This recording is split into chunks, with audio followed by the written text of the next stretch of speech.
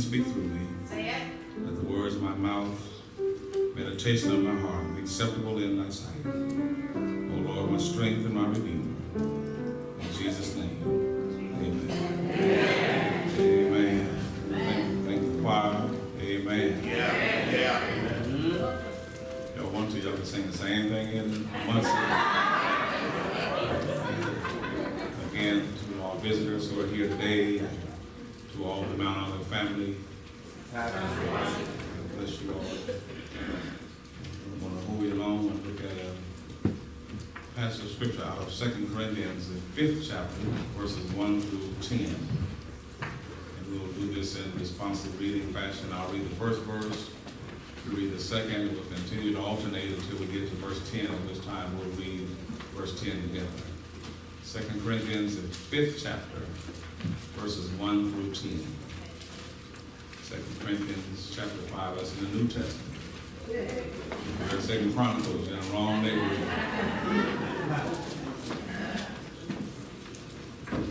2 Corinthians, the 5th chapter, chapter 5, verses 1 through 10. first verse says, for we know that if our earthly house of this tabernacle were dissolved, we have a building of God, and a house not made with hands, eternal in the heavens.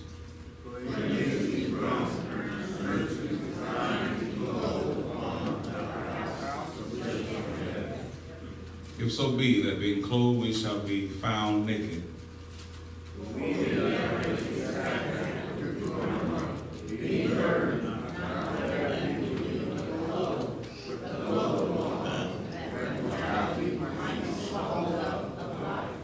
Now he that hath wrought us for the selfsame thing is God, who also hath given us unto the earnest of the Spirit. Therefore we are always confident, knowing that while we are at home in the body, we are absent from the Lord.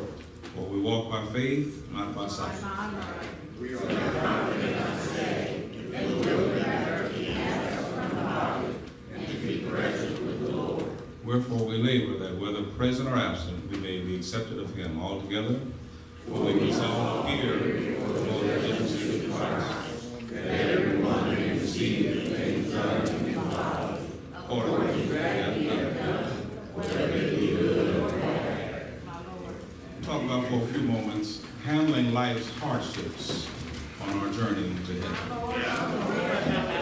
Amen. Handling life's hardships on our journey to heaven. Can you say that with me? Handling life's hardships on our journey to heaven. The writer of our text is the Apostle Paul. He had to put up with more than his fair share of ridicule, insults, and taunts. Because of his commitment to the gospel, he faced angry mobs, irate local officials, conceited people who thought they had great minds. He spent many nights in fervent prayer and long hours working to support himself while he studied the scriptures. He received no applause, no approval, no appreciation, acceptance. And one may wonder, why did Paul do all of this? In this text, Paul answers the question for the Corinthians. He measured all of his troubles and trials in the light of eternity. This is what motivated him to never stop preaching the truth to all who would listen. 1 Peter 2 says that we are pilgrims and strangers, and we are foreigners in this world. When we got saved, Philippians chapter 3, verse 20 says that our citizenship is in heaven. And since we're here on earth, our citizenship is in heaven. There is now, until we get there, a pull from another land that is in every heart and in every child of God. Wow. It just seems that we as Christians don't fit in this world. We don't belong here. We're uneasy here. We don't feel like we feel like before we got saved. It seems like the more I live this life, the more uncomfortable I am in this world around me. Because it's becoming more and more strange. Well. And the reason it's strange is because it's not my home. You know, I always got to refer to Mount Olive Choir. They say the song, when they reach back in the archives from Sister B, they say, this world is not my home. I'm just passing by. And then they hit the part, I just can't feel at home in this world anymore. And so I'm just a pilgrim, a stranger, traveling through. The same desire was also in the heart of the Apostle Paul. He's now headed to the backstretch, and the finish line is in view. He's coming toward the end of his years, and he writes in the book of Philippians, I'm in a strait betwixt the two. It's needful for you that I say, but my desire is to leave you. Never shall I forget, my pastor did a eulogy for Sister Boatwright, and the title was Longing to Live, Desiring to Depart.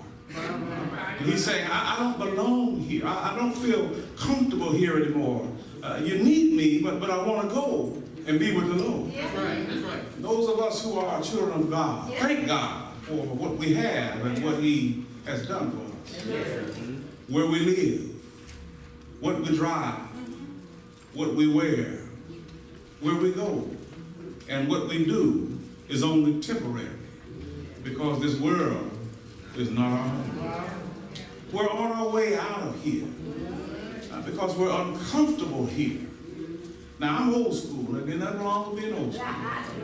There's a whole lot going on in today's time I really just don't understand.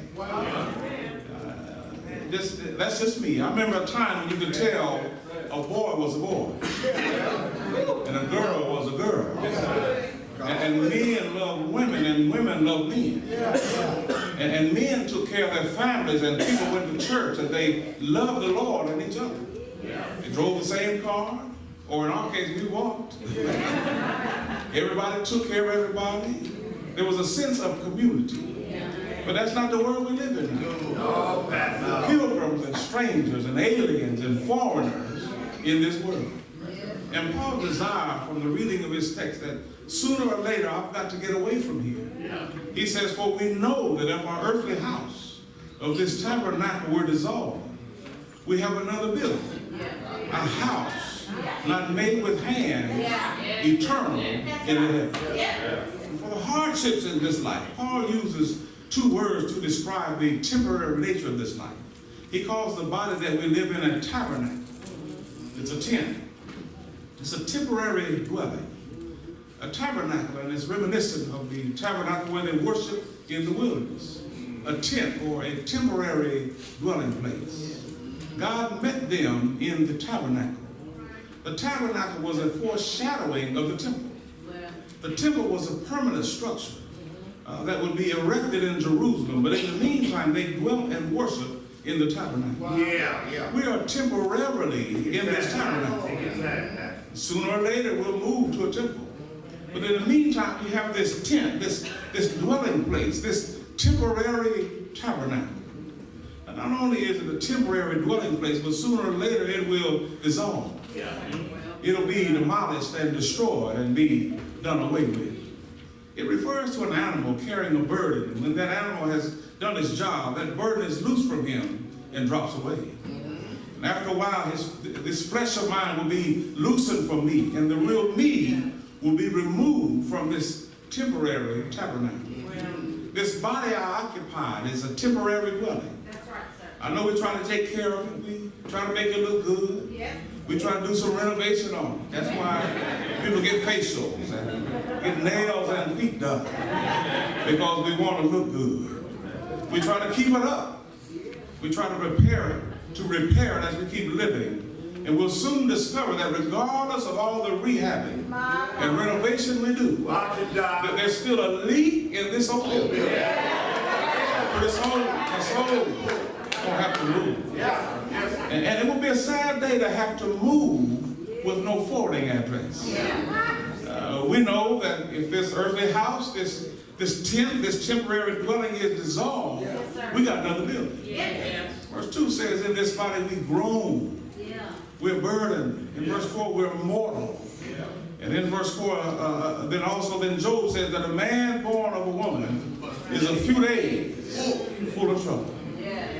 John 16 says, in this world, you're going to have tribulation. Ecclesiastes 2:23 says that this world is full of sorrow and vexation.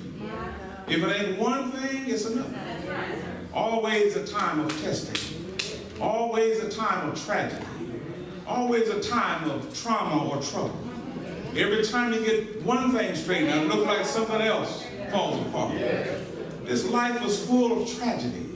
Sickness, disease, and separation in our families. Heartbreak, depression, trials, difficulties, stress.